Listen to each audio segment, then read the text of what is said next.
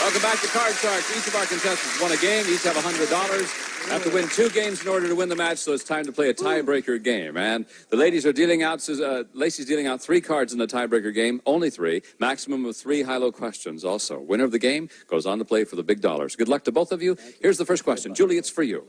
Julie, we surveyed 100 child psychiatrists, and we asked them, generally speaking, should single people be allowed to adopt children? How many child psychiatrists said single people should be allowed to adopt? Well, Bob, we got audience response here. I think that single children should be allowed to adopt. How many single parents should be allowed to adopt? Excuse me, yes. single.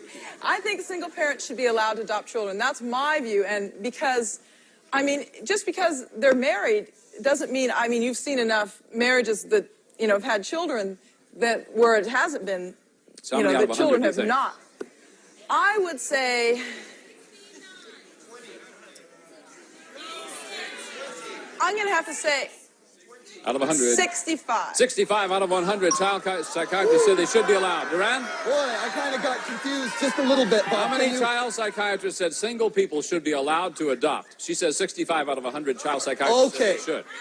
No, Bob, I don't think that if they're single, that they should be allowed. There is the exception to the rule, of course. But I think that number is going to be lower than 65, Bob. I think they should be allowed. That's my personal view of that. Actual number of child psychiatrists who said single people should be allowed to adopt children is 76. It was not lower, it was higher. All right, Julie, tiebreaker game. This is it. Only 3 cards. Change the space. If you don't like it, you won the question. It's a 7. Change that card, Bob. Let's do it.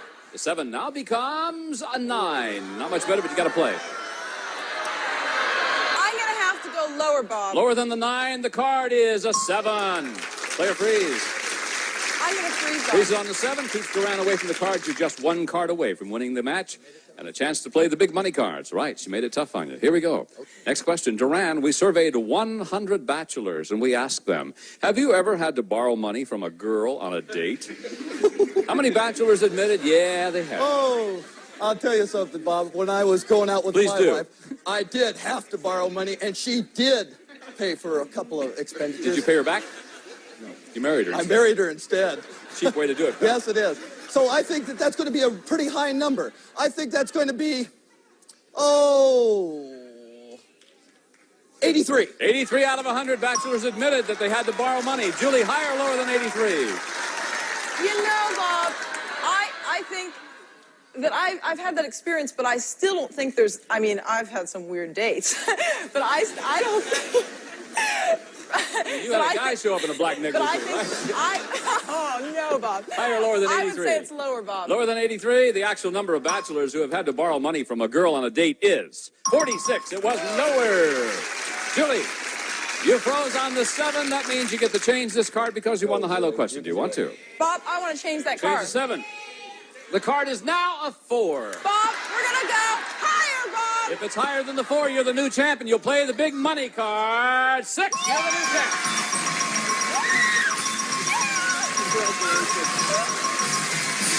Wow, Durand. Good job. Durand, you did very well. I'm not worried about anything. You're a nice man. Thank you very much. You have a very beautiful son. Thank you. Congratulations and thanks for being with us. All right? So long, Durand. Bye-bye. Julie, come over here. Yeah. Julie's our new champ. Come right over here. Congratulations to you. Now, you've won $200, but that is nothing because now we're going to give you a chance to win the big money. And remember, the $200 that you've won so far is yours to keep no matter what happens. Now the ladies are going to come in, and they're going to deal from a deck of cards that you cut before we went on the air. Brand new deck of cards now, and it's time to play the big money cards. And here's how we do it. We're going to give you $200, new money to bet with, actually. $200 on the bottom row there. On the bottom line, what you must do is bet your way across the line by calling off high and low.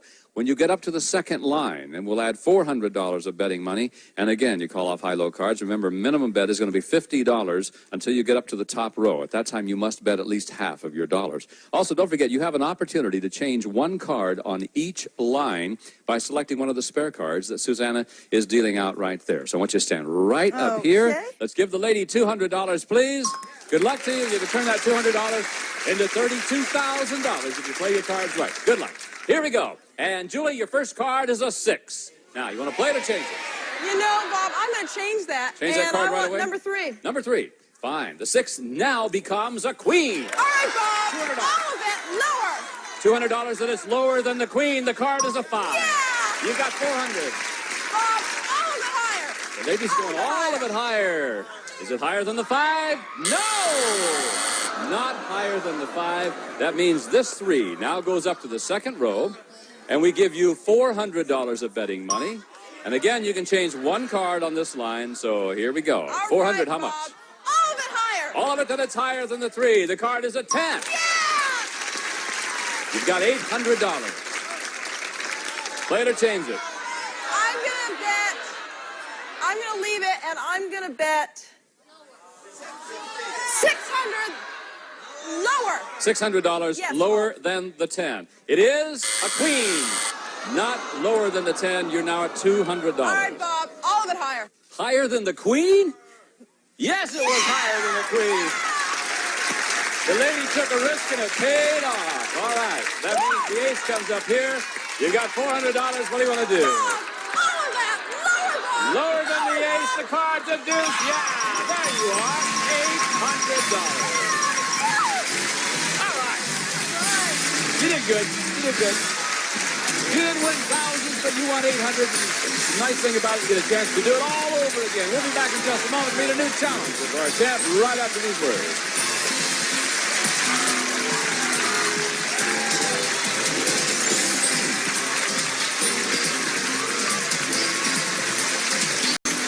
All right.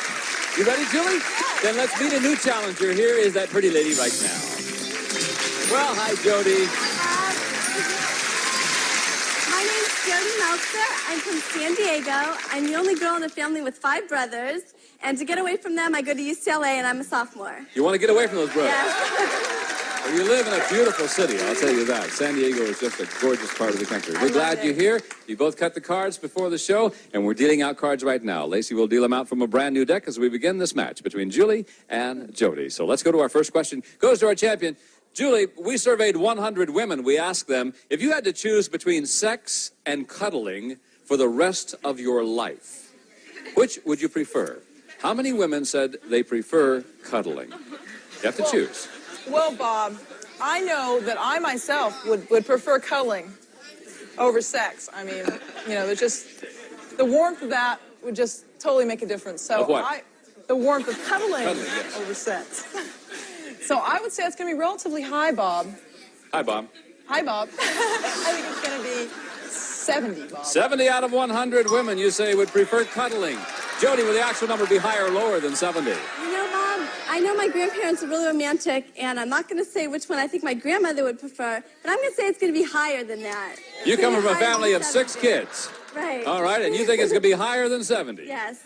It's a good thing your parents didn't just want to cuddle. You'd be an only child. Actual number of women who prefer cuddling is 68. No, it wasn't higher. It was just barely lower. All right, Julie, now you have control, and here we go. Remember, you can change this card because you won the high-low question, but it's a good one. Higher, Bob. Higher than the 2. Here we are. It's a 10. Player freeze. Bob, I'm going to say lower, Bob. Lower than the 10. She's going to go on, and it's not lower than the 10. You go back to your base of the 2, and that means that Jody gets a free shot at the cards. Jody, you didn't win the high-low question, so you must play off of this base, and that card is a 5. All Here right, we go. it's higher, Bob. Higher than the 5. The card is now a 9. Player freeze. That's You great. freeze on the 9? All right. If you win the next high-low question, you'll have a chance to change that 9. Let's see if that strategy works for you. And, Jody, this next question is yours. Jody, we surveyed 100 married women. We asked them, do you always stick up for your husband in public, even when you know he's wrong?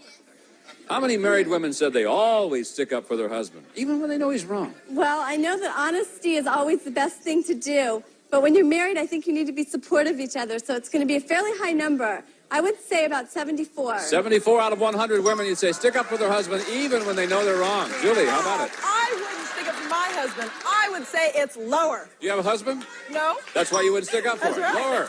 The actual number of married women who always stick up for their husband is 43. You're right, it was lower. Bob, I'm Now. going to stick with that card. I don't blame you. Let's go. Let's go higher. Higher than the deuce. Your card is a 4. Higher, Bob. Higher than the 4. Here comes now a 3. Higher than the 3. If I can find it, it is a 4. Yes. And there's game number 1 for our team. Read them out. Good for you.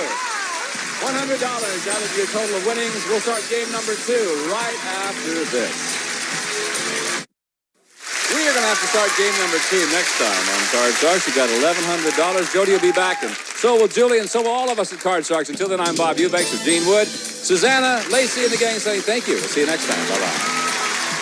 Some of our departing contestants will receive a gift certificate from Sears Spring Summer Catalog with over 1,200 pages of ideas. 1-800-453-7000. And a calculator and no-nonsense pantyhose with 16-point contouring to make you look and feel terrific.